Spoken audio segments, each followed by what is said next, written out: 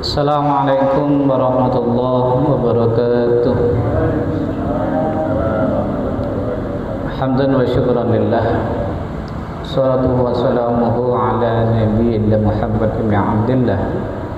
La hawla wa la quwwata illa billah. Ma ba'dah. Hadirin para jamaah Masjid Hidayatul Muttaqin yang mudah-mudahan senantiasa dirahmati oleh Allah Subhanahu wa taala. Sebelum saya menyampaikan kajian kita pada malam hari ini,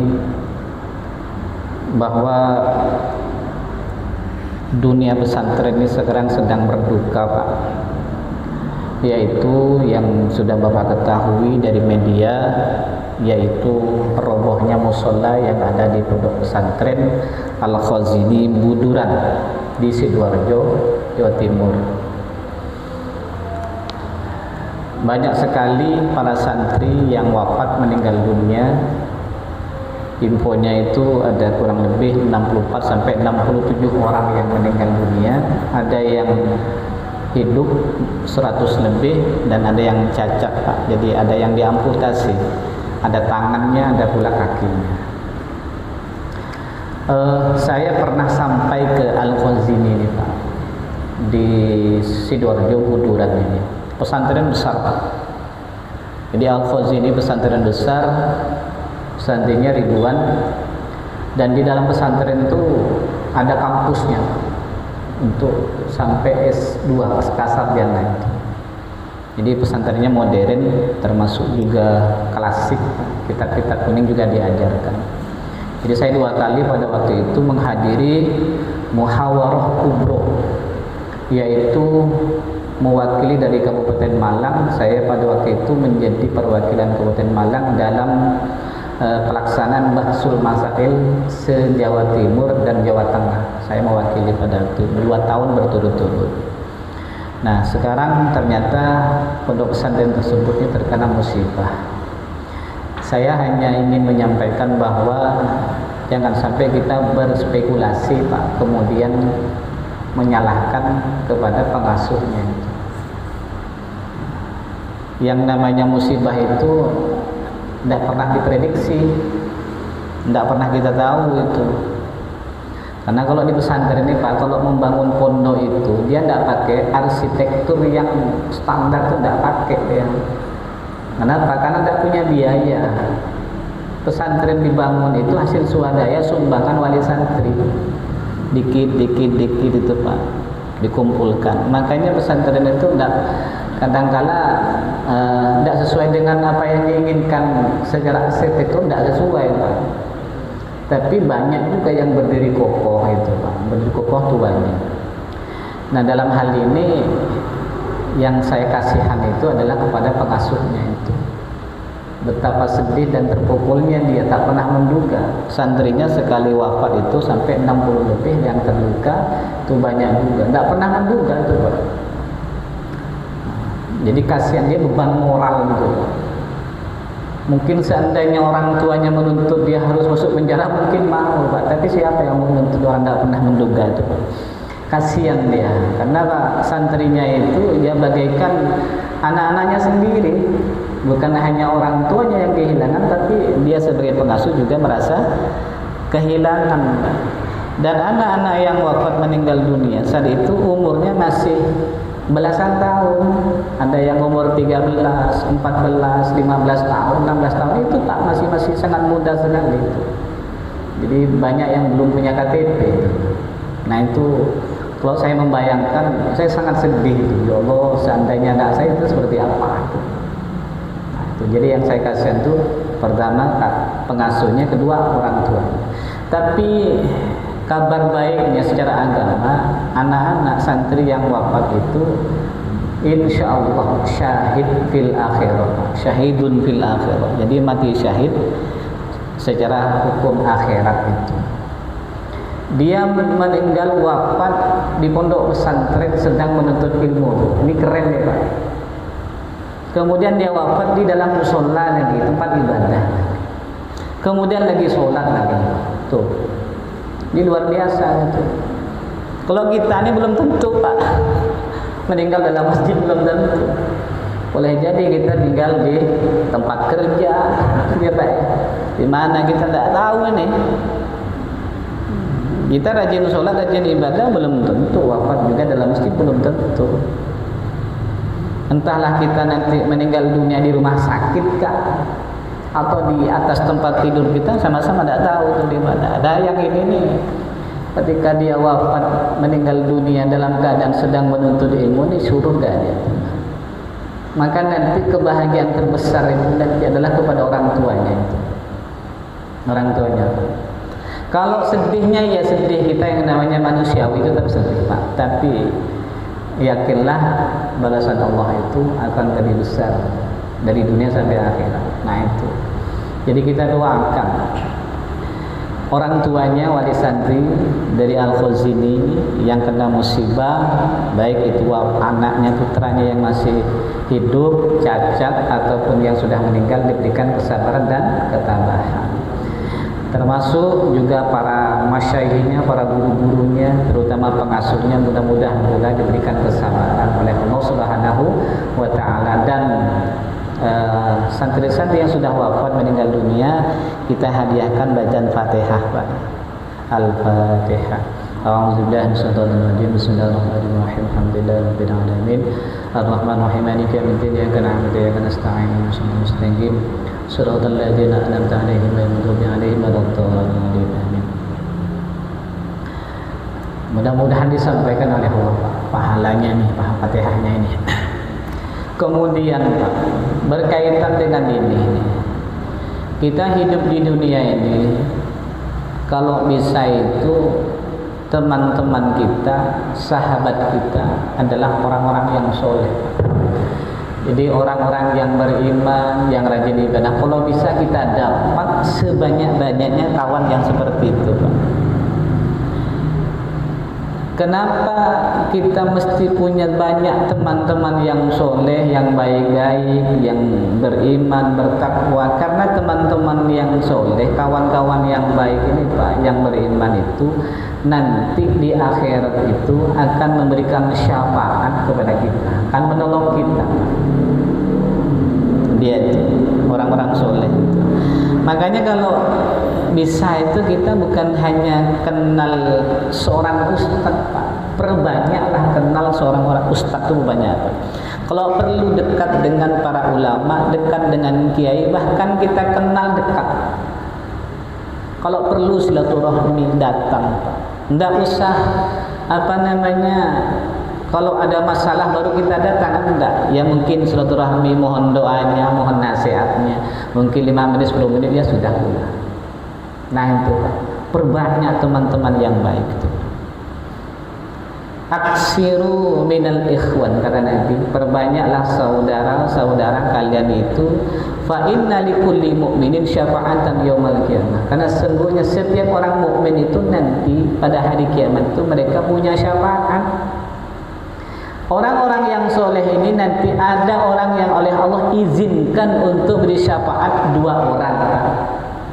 Tergantung dia punya amal solehnya di dunia, orang baik ini. Ada yang Allah izinkan dia untuk menolong 5 orang, 6 orang. Kalau 6 orang itu dipilih mana kawan yang dekat. Dicari kita nih Pak. Ada yang 10, ada yang 20, ada yang 100, bahkan ada yang lebih dari itu. Nah kita harapannya itu. Dan orang-orang yang soleh ini Pak, kalau kita punya kawan nih, kalau kita meninggal dunia, dialah yang ikut mensolatkan kita nanti Pak. Boleh jadi dia imamnya, boleh dia jadi makmumnya untuk mendoakan kita pada waktu sholat jenazah itu. Boleh jadi dia pula lah nanti yang banyak mengirimkan bacaan Fatihah ataupun surah Yasin pada waktu kita baca doa di rumah malam 1 sampai malam ke-7 itu Pak. Boleh jadi dia tuh yang datang tuh Pak. Nah itu Pak tentunya. Jadi kalau punya teman-teman yang baik. Tapi kalau kita di dunia ini bergaul dengan orang yang jahat, orang-orang fasik Pak, saat kita meninggal dunia, dia akan hanya berkata, kasihan dah meninggal katanya Pak. Habis itu dia buka WA, tulisannya Innalillahi wa inna ilaihi raji'un, itu hilang dah dia Pak. Datang Pak pada waktu kita meninggal takziah, dia duduk di luar ya Pak sambil merokok-rokok duduk di kursi. Tidak pernah kita lihat jenazah kita dibuka kah doa, tidak ada Pak. Begitu nanti jenazah itu mau disolatkan, dia tidak akan datang solat Pak. Mundur di belakang dia. Nah itu Pak. Kalau kita salah punya teman, coba lihat apa? Coba lihat tuh orang-orang yang punya kawannya preman-preman berandalan, orang-orang yang fasik. Apa yang terjadi saat kawannya meninggal dunia? Tidak ada.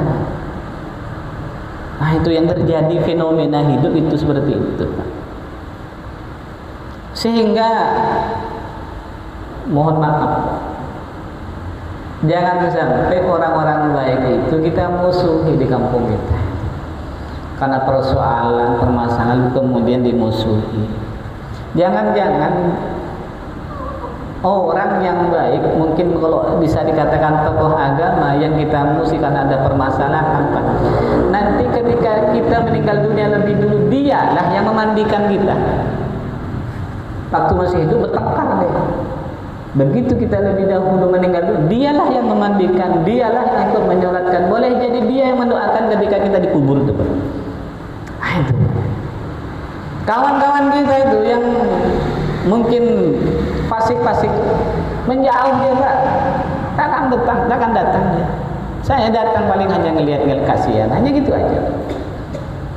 Jadi jangan sampai salah pilih teman, jangan sampai salah pilih kawan sahabat. Nah, kawan-kawan yang sama-sama berjemaah ini kan kawan-kawan baik semua nih Pak. Coba saya lihat nih kalau misalnya di sini ada yang mau meninggal dunia, yang ikut tahlilan siapa? Kan ini semua nih Pak. Tambahan dari luar, ya adalah 1-2 orang mungkin keluarga. Kan kita semua. Nah itu Pak. Coba betapa seandainya dia tidak punya kawan-kawan yang sholat berjamaah di sini, lalu kalau meninggal siapa yang memondokkan datang ke rumahnya? Ayo pikir, ya kan Pak? Nah itu. Jadi perbanyak berteman dengan orang-orang baik. Nah gitu Pak. Insya Allah nanti mereka itu akan menolong kita. Itu Pak. Karena di akhirat nanti kita butuh pertolongan Pak. Bukan hanya syafaatnya Nabi, bukan hanya syafaatnya Nabi Muhammad nanti yang kita perlukan itu, tapi banyak hal Pak. Syafaatnya malaikat, syafaatnya para anbiya, para rasul, terutama syafaatnya Nabi Muhammad, syafaatnya para ulama, syafaatnya wali-walinya Allah, syafaatnya para sahabat-sahabat Nabi yang mulia, syafaatnya orang-orang soleh, syafaatnya guru-guru kita. Itu Pak, kita perlu semua itu nanti. Nah itu Pak ya. Ini sebagai pengantar dulu Pak, pengantar. Insya Allah sebentar lagi selesai kita. Sekarang kita masuk di riwayat ini Pak. Diriwayatkan pula lanjutan dari makalah kemarin lalu pada waktu malam Rebo yang lalu, bahwa saat Rasulullah itu mengatakan saya ini suka kepada dunia ada 3 hal. Pertama adalah pakai wangi-wangian Pak ya, kemarin itu. Yang kedua adalah perempuan-perempuan solehah. Kemudian sholat itu menjadi penyenangnya Rasulullah, sholat 5 waktu maksudnya. Nah saat itu bersama Nabi itu banyak orang-orang yang duduk bersama dengan Nabi. Di antaranya adalah Abu Bakar, Umar, Utsman dan Sayyidina Ali. Nah akhirnya ketika Rasulullah mengatakan, beliau mengatakan bahwa ada 3 hal dunia yang aku sukai, kata Rasulullah tadi yang saya sebutkan itu. Kemudian kata Abu Bakar, "Shadaqta ya Rasulullah, engkau benar wahai Rasulullah. Kalau demikian, aku pun juga suka kepada dunia ini 3 hal." Kata Abu Bakar. Apa kata Abu Bakar? An-nadharu ila wajhi Rasulillah, yakni aku suka di dunia ini 3 hal. Yang pertama itu memandang wajahnya Rasulullah. Jadi Abu Bakar Siddiq ini kalau beliau ini memandang wajahnya Rasul, ini kesenangan yang tiada tara. Jadi memandang wajahnya Rasulullah yang bersinar, yang wibawa, Dan kalau kita memandangnya itu semakin tertarik dan suka sekali Pak dengan Rasulullah. Itulah yang kemudian disebut oleh Abu Bakar, saya memandang kepada Rasulullah ini adalah merupakan kesenangan saya. Itu kata Abu Bakar. Nah dalam hal ini Pak, kalau kita memandang para waliullah wajahnya, para ulama itu adalah merupakan pandangan yang baik, pandangan ibadah namanya. Jadi kalau kita nih mungkin Bapak pernah mengalami spiritual hati Pak ya. Saya sering kali Pak bertemu dengan para ulama-ulama yang alim alamah, baik yang viral ataupun yang tidak, berjumpa ataupun kadang-kadang memang pergi datang ke rumahnya. Jadi kalau ulama-ulama yang warok nih Pak, ulama-ulama yang alim alamah, kemudian ulama ini tawadu, sikapnya mungkin mendekati dengan sikap-sikapnya Rasulullah. Ketika kita memandang wajahnya, kita curi-curi pandang itu Pak, ya Allah tenang hati ini Pak, suka kita pandang dia. Jadi kita ini memandangnya apa ya namanya, tidak bisa diungkapkan. Itu kalau memandang wajahnya para ulama. Sehingga kalau dia berkata Pak, berikan nasihat, saya ikuti, saya dengarkan pepatah katanya tuh satu persatu, itu kok masuk semua gitu Pak, mampu menenangkan hati. Nah itu hebatnya itu, kewibawaannya itu mampu, ucapannya itu bisa melejit masuk ke dalam hati. Nah itu kalau ulama yang alim alama, orang yang tawadhu, yang jadi pancaran ilmunya itu betul-betul memancar kepada kita. Nah itu kalau betul-betul ulama hebat gitu Pak. Saya kagum itu. Saya memandang begini, kalaulah ulama yang seperti ini saja bisa menyentuh hati kita ketika beliau berkata, lalu bagaimana seandainya kita bertemu dengan wajahnya Rasulullah itu seperti apa? Nah itu lain lagi Pak. Inilah yang dialami oleh Abu Bakar Siddiq. Beliau senang sekali memandang wajahnya Rasulullah. Ada sahabat yang suka memandang Rasulullah, sehingga sahabat itu teliti betul dengan wajahnya Rasulullah. Di wajahnya itu ada apa? Kalau seandainya kita menggambarkan Pak, alisnya seperti apa, bulu matanya seperti apa, hidungnya seperti apa, mulutnya, giginya seperti apa, rambutnya Rasulullah. Itu ada sahabat-sahabat yang melihat, meneliti itu Pak, saking senangnya itu dilihat itu Pak. Sehingga banyak para sahabat yang meriwayatkan hadis tentang keadaan kondisi Rasulullah itu Pak, mulai dari rambut sampai ke bawahnya itu dilihat dan dipandang. Inilah kemudian banyak sahabat meriwayatkan dan itu menjadi sejarah. Tapi ada juga sahabat-sahabat Nabi ketika memandang Rasulullah dia tidak mampu Pak, malu, kemudian dia mengatakan terlalu mulia saya memandang Rasulullah, takut kurang ajar Pak. Akhirnya kalau bertemu dengan Rasulullah dia nunduk terus Pak. Jadi kalau Rasulullah memberikan nasihat di depan itu Pak, dia nunduk begitu, tidak berani memandang Rasulullah, nunduk terus Pak, didengarkan apa yang di sana, nunduk dia tidak. Selesai Rasulullah kemudian kembali ke rumah beliau, ya sudah mundur. Nah itu saking apa takdimannya kepada Rasulullah. Jadi memandang wajahnya Rasulullah itu adalah kenangan-kenangan yang paling disukai di dunia oleh Abu Bakar Siddiq radhiyallahu anhu. Luar biasa Abu Bakar.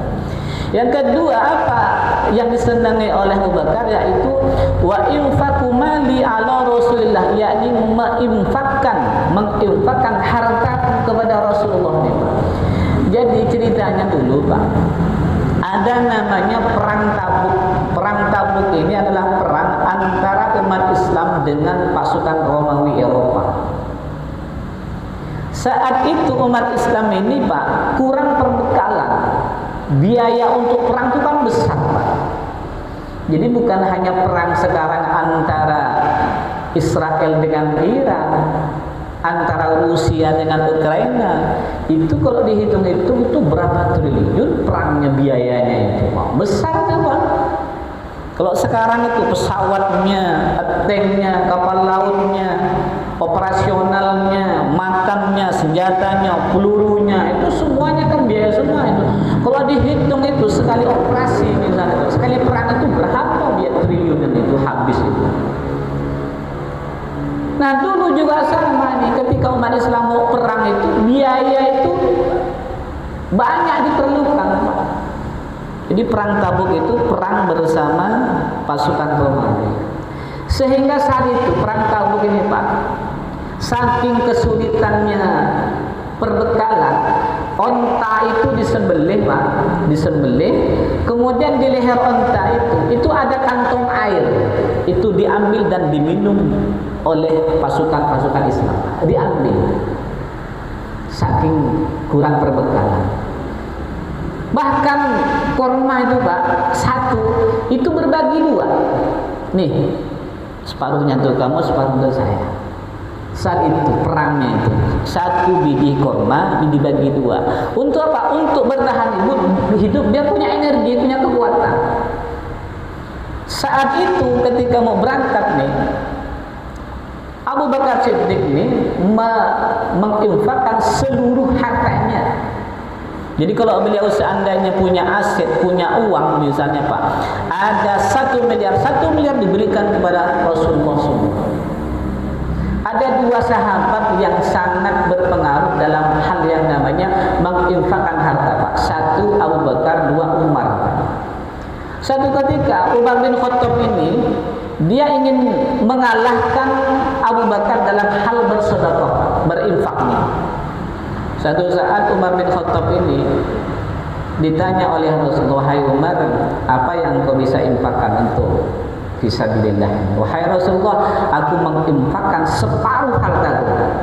Lalu separuhnya untuk keluargaku. Jadi kalau 1 miliar itu 500 juta untuk perang fisabilillah, 500 jutanya untuk keluarganya. Itu Sayyidina Umar, Pak. Nah, Sayyidina Umar ini dia ingin mengalahkan Abu Bakar dalam hal berinfak, Pak. Ternyata ketika bertemu dengan Abu Bakar apa yang terjadi? Abu Bakar ini menginfakkan seluruh hartanya. Ditanya oleh Nabi Muhammad, "Wahai Abu Bakar, hartamu engkau infakkan semuakah?" "Ya Rasulullah." "Apakah masih ada tersisa di rumah?" "Tidak ada, wahai Rasulullah." "Lalu apa untuk keluargamu?" "Aku tinggalkan 2. "Apa itu?" "Engkau dengan Allah Subhanahu wa ta'ala."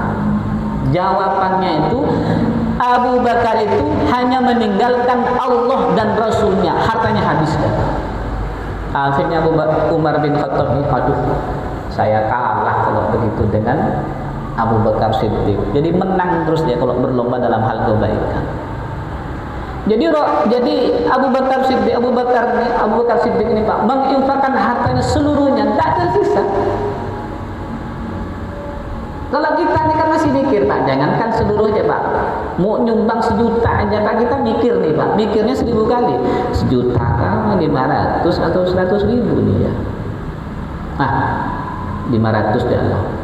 Begitu mau diantar ke Pak Rianto, mikir lagi, banyak nih 500, Pak. Mikir lagi, turunlah 100, Pak.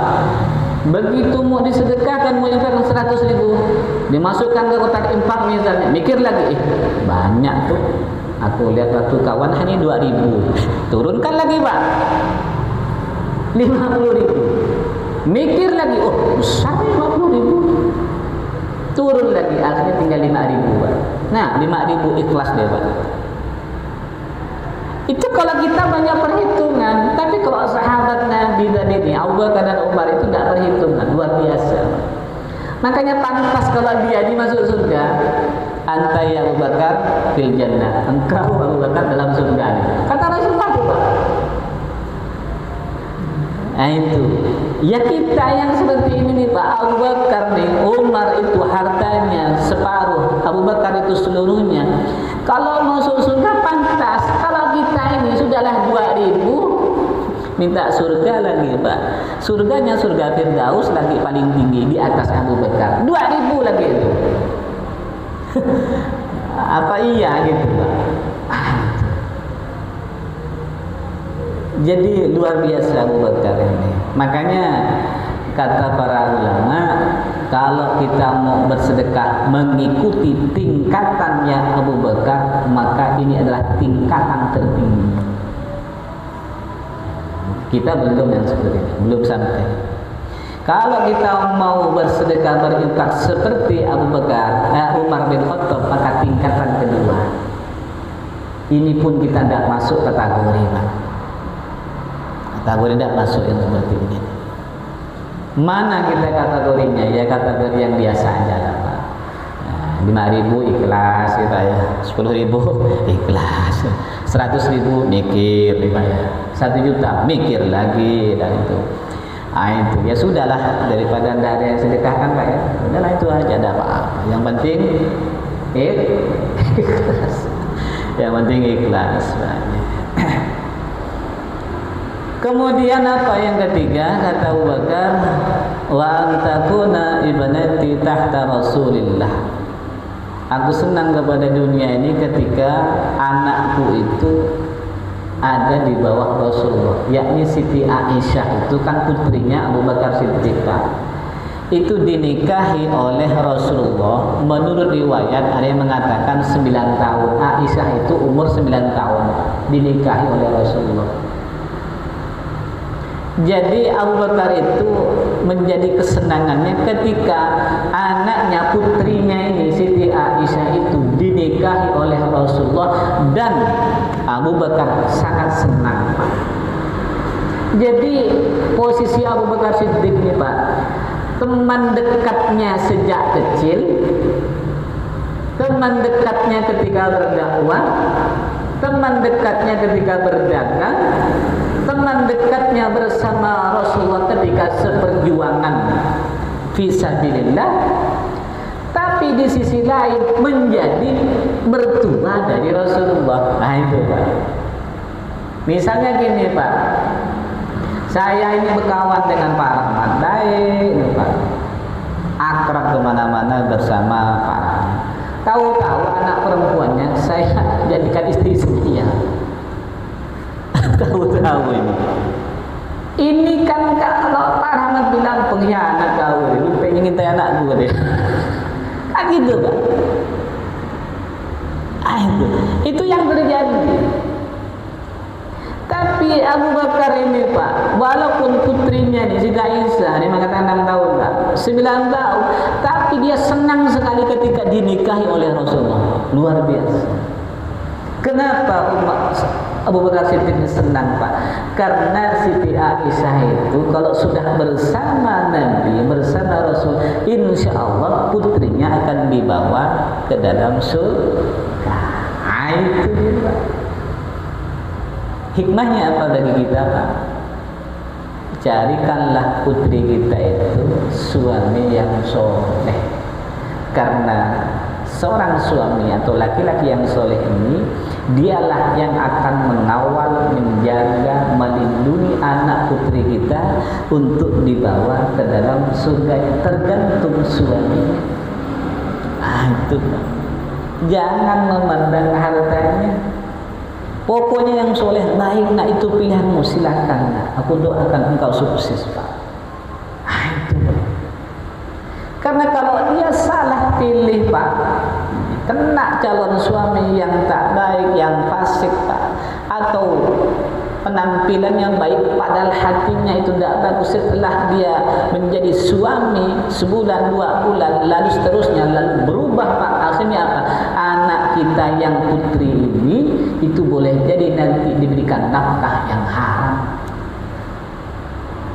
Kita tidak rela sebagai orang tuanya. Apa sebab? Karena ketika merawat anak kita yang putri ini, Pak, sejak kecil kita jaga jangan sampai dia makan satu suap dari makanan yang haram. Syubhat pun kalau bisa jauh nih.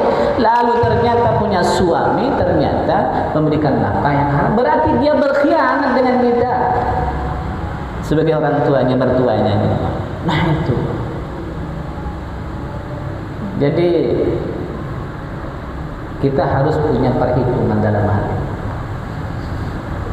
Punya perhitungan. Ya kalau ada sih orang kaya soleh itu, Pak, ya. Dia punya usaha, mungkin pegawai negeri, mungkin TNI, Polri, tapi baik, orangnya taat ibadah. Oh, ini keren yang seperti ini, Pak. Oh, bagus yang seperti itu kalau ada. Ya kalau tidak ada, tidak apa-apa. Yang penting dia bisa bertanggung jawab. Nah, jangan sampai. Makanya bapak kalau punya anak perempuan harus bapak ketemu dulu nih dengan calonnya nih pak. Kalau dia tunangannya, calon suaminya ketemu dulu. Tanyakan pekerjaannya. Kemudian pesan pak. Jangan coba-coba anakku ini engkau berikan dengan nafkah yang haram. Jangan coba-coba. Itu Pak. Kalau urusan rezekimu itu hanya sedikit asal halal, tidak apa-apa. Karena itu akan baku berkah. Tapi walaupun banyak nih, engkau ngasih sekian setiap bulannya, tapi itu hasil korupsi, jangan coba-coba. Gitu Pak. Pesankan begitu. Nah, itu Pak ya. Jadi Abu Bakar senang ketika putrinya itu dinikahi oleh Rasulullah Pak. Dinikahi oleh Rasulullah. Makanya kalau bapak nih punya calon menantu, menantunya ini lulusan pondok pesantren, lalu hafal Quran Pak. Orang tuanya ini biasanya calonnya itu mungkin kurang mampu. Sudah Pak, terima aja dah itu Pak. Insya Allah berkah dia Pak. Bapak berkah dia. Hafal Quran katanya Pak, betul hafal Quran, dah luar biasa dah itu Pak. Jangan hitung-hitung harta lagi. Ditanya calon suami itu punya mobil apa enggak? Ada Pak katanya. Tahu mobil rental yang dibawa dia. Punya rumah enggak? Punya enggak? Tahu kontrak. Ya enggak apa-apa. Nah, ini besar. Termasuk kalau kita punya anak laki-laki, nah itu Pak besar. Jangan coba-coba engkau makan yang halal. Nah, kalau engkau jadi pejabat, jadi polri, jadi pegawai negeri, jangan coba-coba engkau bermain hal-hal yang haram. Bahaya hidupmu itu. Mungkin setahun, 2 tahun, 3 tahun tidak apa-apa, 5 tahun tidak apa-apa. Nanti satu saat itu kalau terus-menerus seperti itu, bahaya hidupmu. Jabatanmu jadi taruhan. Ya Pak ya. Nah itu. Jadi seperti itu kehidupannya Abu Bakar Siddiq. Beliau sangat senang sekali kepada dunia itu. Ada 3 hal. Pertama, memandang wajahnya Rasulullah. Yang kedua, menginfakkan hartanya seluruhnya itu kepada Rasulullah. Kemudian anak perempuannya, putrinya Siti Aisyah itu senang sekali karena dinikahi oleh Rasulullah. Demikian yang dapat kami sampaikan, mudah-mudahan bermanfaat. Subhanakallahumma wa bihamdika asyhadu an la ilaha illa anta astaghfiruka wa atubu ilaik. Assalamualaikum warahmatullahi wabarakatuh.